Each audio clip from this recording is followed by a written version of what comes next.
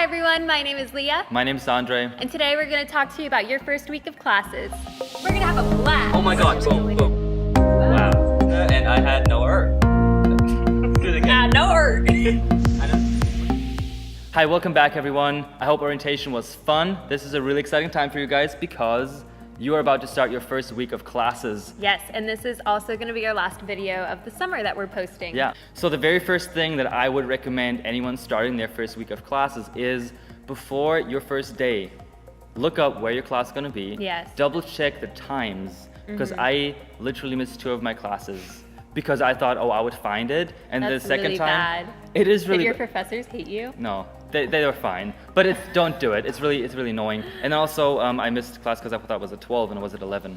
That's really bad. Yeah, So definitely don't do what he did. Walk to all of your classes the day before they start. Make sure you know where they are, and write down all the times. Yeah. Make a little reminder in your phone for the first few days. So along with it being your first week of classes, that means this is going to be some of the first impressions that you're making with your professors, definitely, and also with your classmates. Yeah. So it's really important to make sure you participate in icebreakers, even though they feel a little awkward.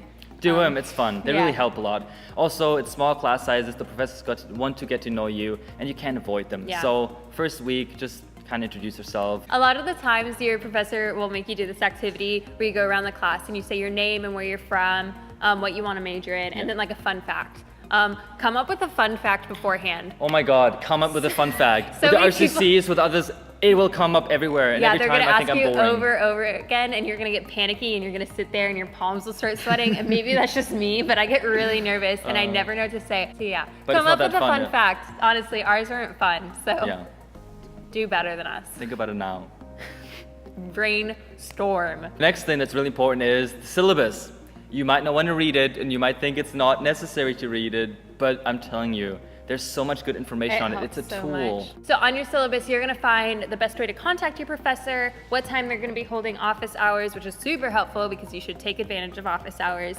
It's probably gonna be deadlines on there, like a due date timeline. There's gonna be like descriptions of how to do certain assignments, which is really useful when that assignment comes around like a month later and you can't remember what they said about it.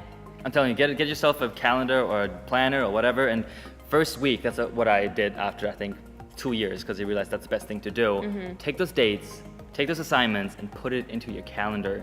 Yeah. It will help so much. And just make sure before you ask a question in class, make sure you check the syllabus, because you don't want to be the kid Happens that all asks the a question, time. everyone rolls their eyes because they know it's on the syllabus.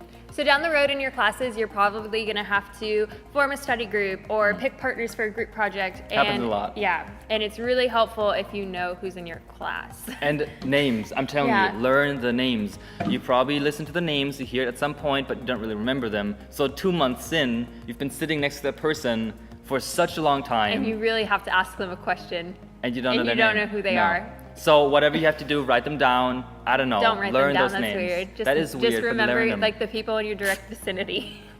So the first couple of weeks of classes is the best time for you to sit back and evaluate whether you're in all the right classes for you. No, seriously, sometimes you sit in class and you feel this might not be for you. Or you realize you don't need the class, or you realize you need another class. And then that's the time, the first weeks, that's the time when you want to make those changes to your schedule. Yeah, and then you can sit down with your advisor, you can go to student records and they can get that all figured out for you and fix your schedule.